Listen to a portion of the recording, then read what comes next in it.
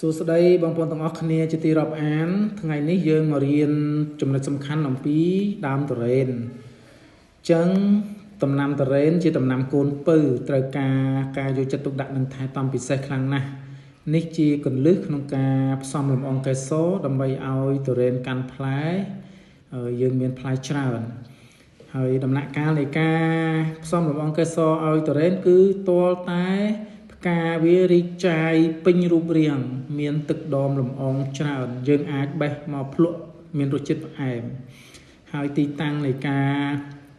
ផ្សំលំអងគឺបងប្អូនគួរជ្រើសរើសមែកណាដែលវានៅក្រោមទាបកុំផ្សំលំអងឲ្យទុរេនកាន់ផ្លែនៅចំមែកពីព្រោះវាអាចនឹងបាក់មែកនៅពេលដែលផ្លែវាធំហើយនេះទម្រង់រូបរាងផ្កាទុរេនដែលវាពេញលក្ខណៈគឺផ្កាជុំវិញជ្រោយហ្នឹងគឺឈ្មោលហើយបដូលកដាលគេគឺផ្កាញីវាវែងជាងគេហើយចំណុចសំខាន់ពេលវេលានៃការផ្សំលំអងកេសរគឺបងប្អូនគួរធ្វើនៅពេលយប់ម៉ោង1ទៅម៉ោង2ពីព្រោះពេលហ្នឹងគឺលំអងផ្កាឈ្មោលនិងផ្កាញីវាបានបញ្ចេញទឹកដមច្រើនបើសិនជាបងប្អូនធ្វើខុសពីពេលហ្នឹងគឺបានផលតិចហើយអំបោសដែលយើងយកមកប្រើក្នុងការផ្សំលំអងកេសរគឺគួរទន់ហើយយើងកាត់ចុងវាឲ្យខ្ពស់ទាបដូចធ្មេញរណាអញ្ចឹងទើបយើងផ្សំលំអងកេសរទៅវាមានប្រសិទ្ធភាពហើយការបបោសផ្កាឈ្មោលឲ្យប៉ះមកបដូលផ្កាញីនេះយើងធ្វើថ្នម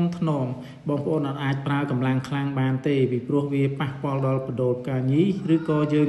បោសមកហើយលំអងវាធ្លាក់ទៅវិញដោយការប្រើកម្លាំងនឹងសកត់ធ្ងន់បាទនេះសុទ្ធតែជាចំណុចសំខាន់ហើយការអនុវត្តគឺវាមិនដូចគ្នាទេរវាងពូជទុរេនមួយទៅទុរេនមួយបាទហើយការកាន់ក្តិបក៏វាមិនដូចគ្នាដែរពូជទុរេនខ្លះវាកាន់ច្រើនពូជទុរេនខ្លះវាកាន់តិចបាទតែយើងត្រូវតែផ្សំលំអងកេសរដោយដៃនេះដើម្បីជំនួសឲ្យឃ្មុំដែលវាខ្វះបើសិនជាការយើងមានឃ្មុំច្រើនហើយមិនអីទេ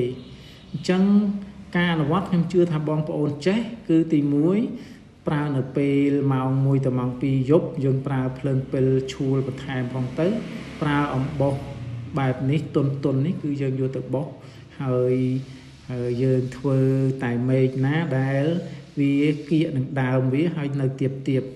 ហើយយើងធ្វើរាល់ថ្ងៃมันអាចធ្វើម្ដងរួចរាល់ទេពីព្រោះផ្កាទុរេនវាផ្កាចាយខុសគ្នាពេលវេលានៃការចាយខុសគ្នាបាទអញ្ចឹងខ្ញុំមានប៉ុណ្ណឹងបងប្អូនណាបើមានចម្ងល់ក៏អាចសួរបន្ថែមបានហើយខ្ញុំតែងតែបានបញ្យល់ច្រើនពីមុនមកហើយជឿថាបងប្អូនមួយចំនួនបានអនុវត្តហើយនេះនៅពេលដែលយើងធ្វើរួចរាល់គឺសភាពផ្កាទុរេនវាคล้ายទៅជាបែបនេះហើយវានឹងបន្តជ្រុះសតបផ្កានៅសងខាងវានឹងคล้ายទៅជាទុរេនដែលកាន់ក្តិបនេះគឺពេលដែលយើងអនុវត្តការផ្សំលំអងកេសរដោយអំបោសនឹងហើយវាកាន់ក្តិបបែបនេះបន្ទាប់មកវានឹងធំធាត់ទៅជាទុរេនបាទបងប្អូនត្រូវការសាប៊ូអបសក់ក្រូចសើចដែលជួយព្យាបាលសក់ជ្រុះសក់បែកចុងអង្គរមាស់ស្បែកក្បាលហ្នឹងគឺជួយជាវទៅគឺធានាថាបងប្អូនប្រើឲ្យពេញចិត្តផលិតដោយខ្ញុំបាទនេះណាដែលវត្ថុធាតុដើមធម្មជាតិទាំងស្រុងហើយទឹកឃ្មុំសុទ្ធល្អបងប្អូន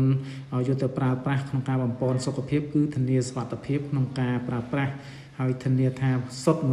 100% ហើយផលិតផលសំខាន់ចាំបាច់នេះគឺជីកប៉ុសហើយនឹងដីដាំផលិតដោយខ្ញុំបាទផ្ទាល់ហើយបងប្អូនត្រូវការយកទៅបំពន់ដំណាំឬក៏យកទៅដាំដុះបងប្អូនអាចជាបានហើយផលិតផលមួយចំនួនទៀតក៏មានដែរមានកបោមានសកៃដូងមានកាកស្ករមាន EM ត្រៃកូដាម៉ាបាទនេះគឺជាវីដេអូនៃការកម្មង់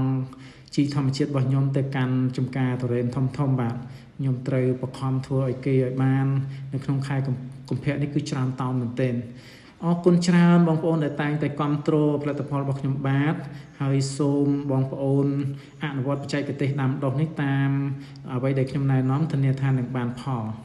ហើយសម្រាប់បងប្អូនមានសំណួរផ្សេងអាចតាក់ទងតាម Telegram របស់ខ្ញុំបាទ077 632 99